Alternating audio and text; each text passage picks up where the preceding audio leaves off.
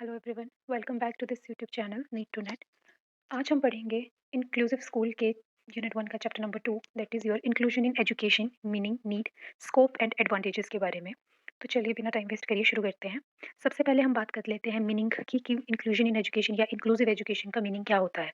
तो inclusive education का मतलब है कि आपने सभी स्टूडेंट्स को एक जैसे रिसोर्सेज प्रोवाइड करवाने हैं। उनकी ये नहीं देखना है कि इसकी एबिलिटी इस पर्टिकुलर रिसोर्स के लिए है नहीं तो हम इसको ये रिसोर्स नहीं देंगे। हमने वो चीज़ नहीं देखनी है, हमने सभी स्टूडेंट को इक्वल अपॉर्चुनिटीज़ प्रोवाइड करवानी है, ठीक है? इक्वल रिसोर्सेज प्रोवाइड करने हैं इर्रिस्पेक्टिव कि उनकी एबिलिटीज़ क्या है, उनका बैकग्राउंड क्या है, उनमें क्या डिसेबिलिटीज़ हैं, ठीक है? इन सब चीज़ों को हमने इग्नोर करके उनको इक्वल एक्सेस देना है क्वालिटी एजुकेशन का एक रेगुलर क्लासरूम सेटिंग में बिना किसी डिस्क्रिमिनेशन के या बायसनेस के।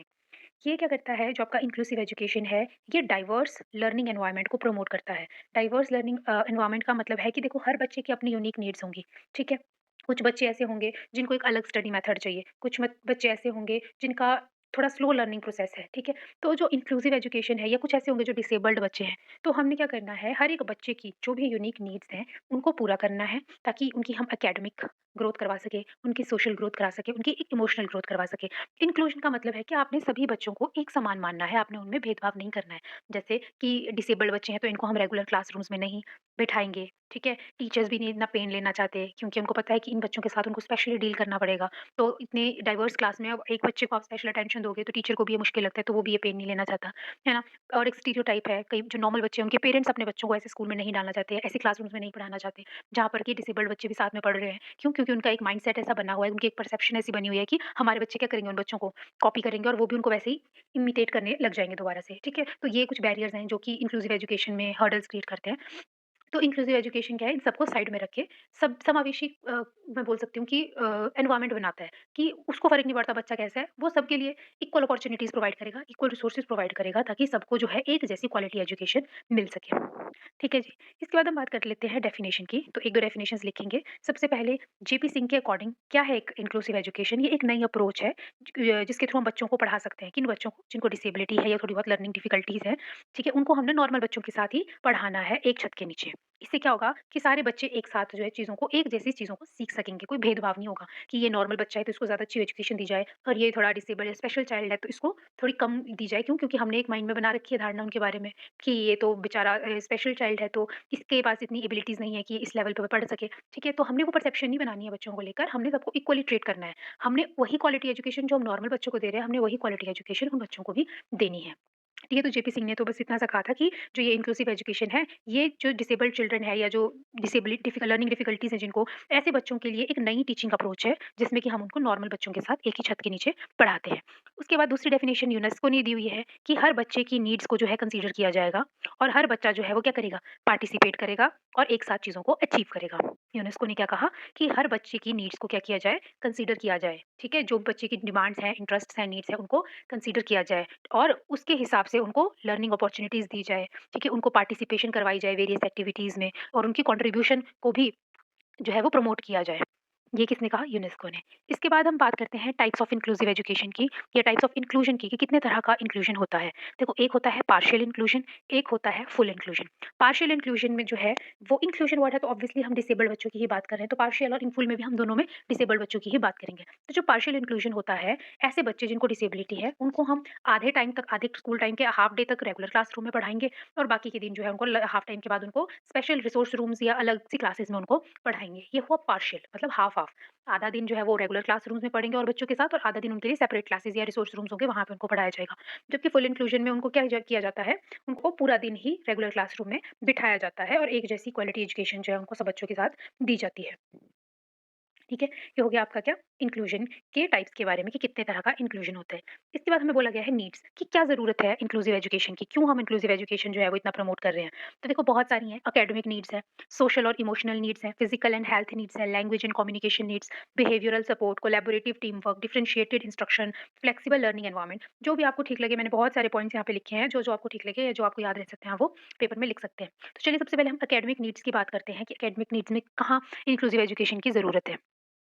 कुछ स्टूडेंट्स बोलता है ऐसे होते हैं जिनको मॉडिफाइड करिकुलम या कुछ एक्स्ट्रा इंस्ट्रक्शनल टाइम की ज़रूरत होती है या उनको एक स्पेसिफिक टीचिंग मेथड से ही पढ़ाया जाना चाहिए, ठीक है? तो वो कौन प्रोवाइड करवा रहा है? वो इंक्लूसिव एजुकेशन प्रोवाइड करवा रही है। क्यों? क्योंकि देखो इंक्लूसिव एजुकेशन में जो बेचारे लर्निंग जिनको थोड़े डिफरेंसेस हैं या डिसेबल्ड बच्चे हैं, ठीक है? उनका पढ़ने का तरीका जो है थोड़ा और है। तो इंक्लूसिव एजुकेशन क्या कर रहा है? करिकुलम में ऐसी मॉडिफिकेशंस कर रहा है जिसमें कि उन बच्चों की इन नीड्स को भी क्या किया जाता है? कंसीडर किया जाता है। जब उन बच्चों की नीड्स पूरी होंगी तो ऑब्वियस सी बात है कि वो अपने एकेडमिक्स में एक्सेल करेंगे।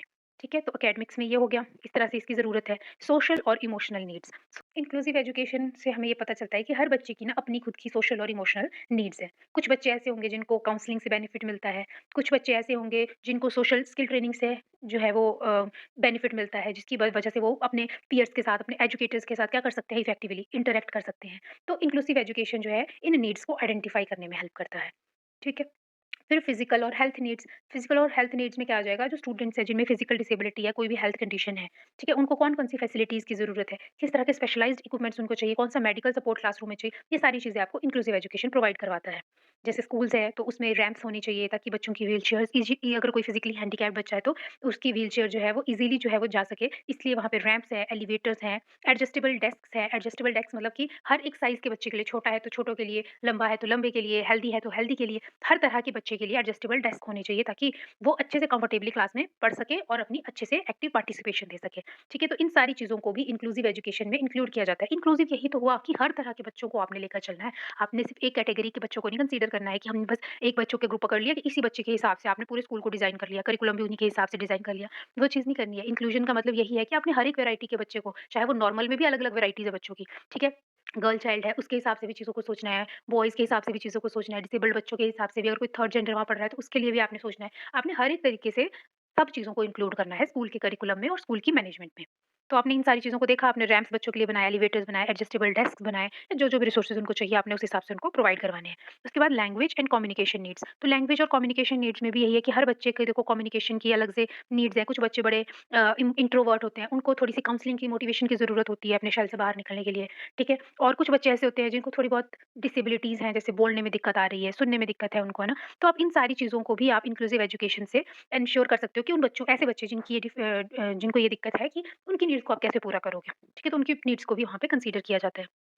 सपोर्टिव एनवायरनमेंट मतलब कि आपने ऐसा स्कूल या क्लास का एनवायरनमेंट बनाना है जिसमें कि हर तरह के बच्चे को रिस्पेक्टफुली जो है वो वेलकम किया जाए, ठीक है? बिना उसको ये जताए कि उसमें क्या कमियाँ हैं, क्यों वो और बच्चों से अलग है, वो नहीं उसको फ़ील करवाना है। उसको आपने हर एक पॉसिबल वे में एक वार्म वेलकम देना है, ठीक है? उसको एक्सेप्टेबल एनवायरनमेंट क्रिएट करवाना है उनके लिए। That is your supportive environment. Then qualified teacher, trained teacher जो है ऐसे स्कूल्स में होने चाहिए, जो कि इन स्पेशल चाइल्ड जो चिल्ड्रन हैं उनके साथ भी क्या कर सके, डील कर सके। अभी जो नॉर्मल स्कूल्स होते हैं वहाँ के टीचर्स को अगर हमें इन स्पेशली एबल्ड चिल्ड्रन के साथ डील करने के लिए बोलेंगे तो उनको वो चीज़ नहीं आएगी। क्यों? क्योंकि वो उस पर्टिकुलर एरिया में ट्रेन्ड ही नहीं है। तो इंक्लूसिव एजुकेशन के थ्रू हम वहाँ पर ट्रेन्ड टीचर्स को रख सकते हैं, जिसकी वजह से क्या होगा कि इस तरह के टीचर जो हैं वो नॉर्मल बच्चों के साथ भी इंटरैक्ट कर सके और स्पेशल जो चाइल्ड्स हैं उनके साथ भी इंटरैक्ट कर सके। मतलब कि हर तरह का जो डाइवर्स स्टूडेंट वहाँ बैठा हुआ है, उसकी नीड्स को वहाँ पे जो टीचर प्रेज़ेंट है वो पूरा कर सके। देन एक्सेसिबल करिकुलम है कि हर तरह के बच्चे की नीड्स के हिसाब से कि उसको क्या ज़रूरत है, क्या उसके इंटरेस्ट हैं, क्या उसको दिक्कत आ रही है, क्या उसकी एबिलिटीज़ हैं, क्या उसका लर्निंग स्टाइल है, उसके हिसाब से करिकुलम कैसा होना चाहिए, फ्लेक्सिबल होना चाहिए ताकि हम उसको क्या कर सकें, कभी भी चेंज कर सकें, मॉडिफ़ाई कर सकें। जैसी भी हमारी ज़रूरत होगी। उसके बाद है असेसमेंट एंड इवैल्यूएशन। अब बच्चों को कितना समझ आया, कितनी उनकी प्रोग्रेस है, इसको मेज़र करने के लिए भी हमारे पास वैरायटी ऑफ असेसमेंट मेथड्स होने चाहिए। हमारे पास एक कॉन्क्रीट मेथड नहीं होना चाहिए, ठीक है? कि मान लो हम रिटन टेस्ट लेंगे, रिटन टेस्ट के बेस पे हम सबको असेस या इवैल्यूएट करेंगे। अब जो बच्चा फिज़िकली चैलेंज्ड है, जो लिख नहीं सकता है ना? उस बच्चे को आप कैसे इवैल्यूएट करोगे फिर, अगर आपके पास एक ही मेथड होगा इवैल्यूएशन का? तो आपने हर बच्चे के हिसाब से इवैल्यूएशन या असेसमेंट के मेथड्स या वैराइटीज़ को डिसाइड करना है। आपके पास होंगे इसमें इंक्लूजन के थ्रू। फिर है पेरेंट्स एंड कम्युनिटी एंगेजमेंट। तो इंक्लूजन में पेरेंट्स की इन्वॉल्वमेंट, फैमिलीज़ की इन्वॉल्वमेंट और कम्युनिटी की इन्वॉल्वमेंट भी बहुत इंपॉर्टेंट रोल प्ले प्ले करती है एक होलिस्टिक सपोर्ट सिस्टम के लिए। फिर है इक्विटेबल रिसोर्सेज़ कि हर बच्चे को उसकी नीड के हिसाब से एक्सेसिबल जो है लर्निंग मटीरियल मिलना चाहिए, टेक्नोलॉजी मिलनी चाहिए या फिर रिसोर्सेज़ मिलने चाहिए ताकि उस बच्चे को जो है एजुकेशन में हम सपोर्ट कर सकें। इसके बाद बात करते हैं हम scope of inclusion in education की, कि क्या-क्या स्कोप्स हैं इंक्लूसिव एजुकेशन की। सबसे पहले तो डाइवर्स एबिलिटीज़, कि हम हर एक रेंज के बच्चे को, ठीक है, जैसी भी उसकी एबिलिटीज़ हैं, जैसी भी उसकी डिसेबिलिटीज़ हैं, उसके बेस पर हम हर एक बच्चे को क्या कर सकें, कैटर कर सकें। एक तो ये एम है किसका, इंक्लूसिव एजुकेशन का। दूसरा है cultural and linguistic diversity. Cultural and linguistic diversity का मतलब है कि हर डाइवर्स कल्चर का बच्चा अलग लिंग्विस्टिक मतलब लैंग्वेज बोलने वाला बच्चा, अलग सोशियो इकोनॉमिक बैकग्राउंड का बच्चा, किसी भी तरह का बच्चा हो, उसकी एक अपनी यूनिक आइडेंटिटी है, ठीक है? और हमने इंक्लूसिव एजुकेशन के थ्रू हमने क्या प्रमोट करवाना है कि हर एक डाइवर्सिटी के बच्चे को इक्वल वैल्यू मिलनी चाहिए, इक्वल रिस्पेक्ट मिलनी चाहिए और इक्वल ट्रीटमेंट मिलना चाहिए। उसके बाद है जेंडर डाइवर्सिटी। अगेन वही चीज़ कि हर एक जेंडर के बच्चे को जो है वो सेफ और एक्सेप्टेबल एनवायरनमेंट मिलना चाहिए, जहाँ पे वो अच्छे से ग्रो कर सके अपने आप को और अच्छे से डेवलप कर सके। देन डिफरेंट लर्निंग स्टाइल, अलग-अलग लर्निंग स्टाइल वाले, चाहे कोई ऑडिटरी है, जिनको सुन के जो चीज़ें समझ आती हैं ज़्यादा, कई विजुअल विजुअल वाले होंगे जिनको देख कर चीज़ें ज़्यादा समझ आती है, कई काइनेस्थेटिक होंगे जो कि करके खुद से जो है एक्टिविटी करके चीज़ों को ज़्यादा समझते हैं, ठीक है? इन सब के हिसाब से हमने लर्निंग स्टाइल्स को अपने टीचिंग में यूज़ करना है। उसके बाद पेरेंट्स एंड कम्युनिटी की इन्वॉल्वमेंट, जैसे कि मैंने बताया कि पेरेंट्स और कम्युनिटी की जो है बहुत इंपॉर्टेंट रोल होता है कि इनकी इन्वॉल्वमेंट जो है वो बच्चे के एजुकेशन की जर्नी में होनी चाहिए। इसके बाद है valuing all students and staff equally. हर तरह के बच्चे को, हर तरह के स्टाफ को हमने क्या करना है, इक्वली वैल्यू करना है, ट्रीट करना है। और हमने स्टूडेंट्स को एक्सक्लूजन मतलब कि स्कूल से निकालना कि अच्छा इसमें ये डिसेबिलिटी है तो सॉरी इसको स्कूल में एडमिशन नहीं मिलेगी या ये स्कूल में नहीं पढ़ सकता।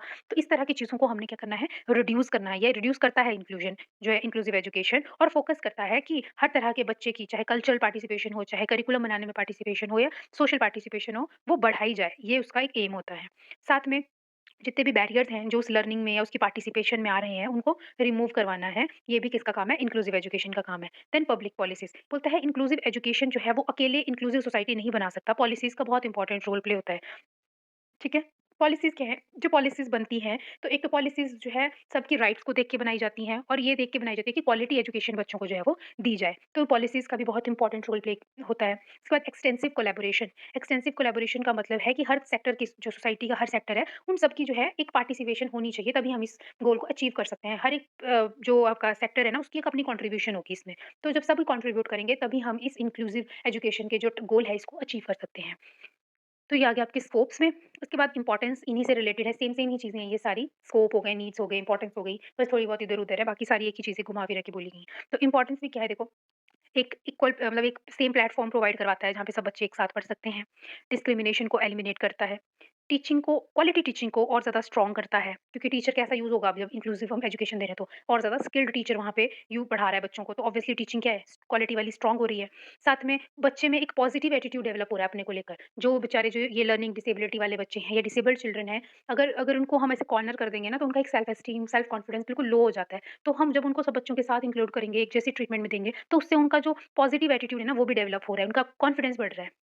और सोशल इंटीग्रेशन बढ़ रही है, ठीक है? किसी को आप कॉर्नर नहीं कर रहे हो, किसी को एक्सक्लूड नहीं कर रहे हो, सब मिल-जुल कर जो है एक जैसा काम कर रहे हैं और सोसाइटी को कंट्रीब्यूट कर रहे हैं। और इससे जो है जब सारे एक जैसे साथ पढ़ेंगे, मतलब नॉर्मल बच्चे भी उसी क्लास में पढ़ रहे हैं और स्पेशल चाइल्ड भी उस क्लास में पढ़ रहा है, तो बच्चों का बिहेवियर भी फिर उसी तरह से चेंज होगा। क्यों? क्योंकि अगर हम बच्चों के अंदर शुरू से ही इस भावना को इनकलकेट करवाएँगे उनमें कि ये बच्चे अलग हैं, इनसे मत बात करो या इनसे दूर रहो, तो उसमें उनमें क्या होगी, वही भावना जो है या वही बिहेवियर जो है आगे चल के भी डेवलप होगा और वो उन बच्चों के साथ में जो है एक अलग से ट्रीटमेंट करेंगे, वो उनके साथ कोऑपरेटिव बिहेवियर नहीं रखेंगे। लेकिन जब हम इंक्लूसिव एनवायरनमेंट उनको बचपन से ही प्रोवाइड करवा रहे हैं, तो वो क्या करेंगे, हर तरह के बच्चे को रिस्पेक्ट करेंगे, वैल्यू करेंगे और अपना बिहेवियर क्या करेंगे, इम्प्रूव करेंगे। अब एकेडमिक आउटकम्स, अब हर बच्चा है, इक्वल अपॉर्च्युनिटीज़ उसको मिल रही हैं, इक्वल रिसोर्सेज़ मिल रहे हैं ना, इक्वल क्वालिटी एजुकेशन मिल रही है, तो हर बच्चा जो है सोसाइटी में एक अपनी अच्छी कंट्रीब्यूशन दे रहा है, जिसकी वजह से उसका अपना एकेडमिक आउटकम तो बेटर हो ही रहा है, प्लस वो सोसाइटी या फिर नेशन की डेवलपमेंट में भी हेल्प कर रहा है। साथ में आपका इंक्लूसिव एजुकेशन कम्युनिकेशन और लैंग्वेज की डेवलपमेंट में भी हेल्पफुल होता है। साथ में वेरियस स्किल्स जो हैं, ये भी डेवलप करवाता है। इसके साथ-साथ कॉन्फिडेंस तो मैंने आपको बता ही दिया कि कॉन्फिडेंस बच्चों में बढ़ जाता है, क्योंकि उनको क्या है, एक ऐसा हेल्दी एनवायरनमेंट मिल रहा है जहाँ पे वो ईज़िली अपनी थॉट्स को एक्सप्रेस कर पा रहे हैं, ठीक है? अपने स्किल्स को दिखा पा रहे हैं। तो जिसकी वजह से क्या हो रहा है, वो अपनी अच्छी पार्टिसिपेशन दे रहे हैं और बच्चों की तरह, और अपना कॉन्फिडेंस बिल्ड कर रहे हैं।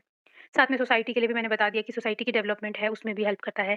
सेल्फ कॉन्सेप्ट, जब बच्चा क्वालिटी एजुकेशन लेगा, जब बच्चे को हर एक अपॉर्च्युनिटी दी जाएगी, तो उसको पता चलेगा कि मेरे स्ट्रेंथ्स क्या है, मेरी वीकनेसेस क्या है, तो उससे उसमें सेल्फ कॉन्सेप्ट का जो डेवलपमेंट है, वो भी होगा। उसके बाद है कि जो आपका इंक्लूसिव एजुकेशन है, वो यूनिवर्सलाइज़ेशन ऑफ एजुकेशन को अचीव करने में भी हेल्प करता है। जैसे अभी आपको पता है सर्व शिक्षा अभियान का जो टारगेट है, वो यही है, यूनिवर्सलाइज़ेशन ऑफ एजुकेशन की हर जगह जो है सभी को जो है एलिमेंट्री एजुकेशन तो मिलनी ही चाहिए, या फिर सबको जो है एक जैसा ट्रीटमेंट मिलना चाहिए, एक जैसी क्वालिटी एजुकेशन मिलनी चाहिए। तो जब हम इंक्लूसिव एजुकेशन की बात कर रहे हैं, तो ऑब्वियसली यूनिवर्सलाइज़ेशन का गोल तो अपने आप ही अचीव हो जाएगा। उसके बाद है सोशल इक्वालिटी। सोशल इक्वालिटी भी वही हुई कि जब तुम सबको सेम रिसोर्सेज़ दे रहे हो, सेम अपॉर्च्युनिटीज़ दे रहे हो, तो सोसाइटी में क्या है, इक्वालिटी बनी हुई है और सबको इक्वल अपॉर्च्युनिटीज़ मिल रही हैं। तो ये बहुत सिंपल सा टॉपिक है, इसमें कुछ ज़्यादा ऐसा ख़ास समझने वाला नहीं है। तो आई होप आपको समझ आया होगा। मैंने बहुत सिंपल-सिंपल पॉइंट्स रखे हुए हैं, अगर आपको थोड़े-थोड़े भी याद रहेंगे ना, तो आप अपने आप से खुद बना सकते हो इनको। तो आई होप आपको वीडियो अच्छी लगी हो, अगर वीडियो अच्छी लगे तो प्लीज़ वीडियो को लाइक करें, चैनल को सब्सक्राइब करें और अपने दोस्तों में शेयर करें। मिलते हैं नेक्स्ट वीडियो में, तब तक के लिए थैंक यू।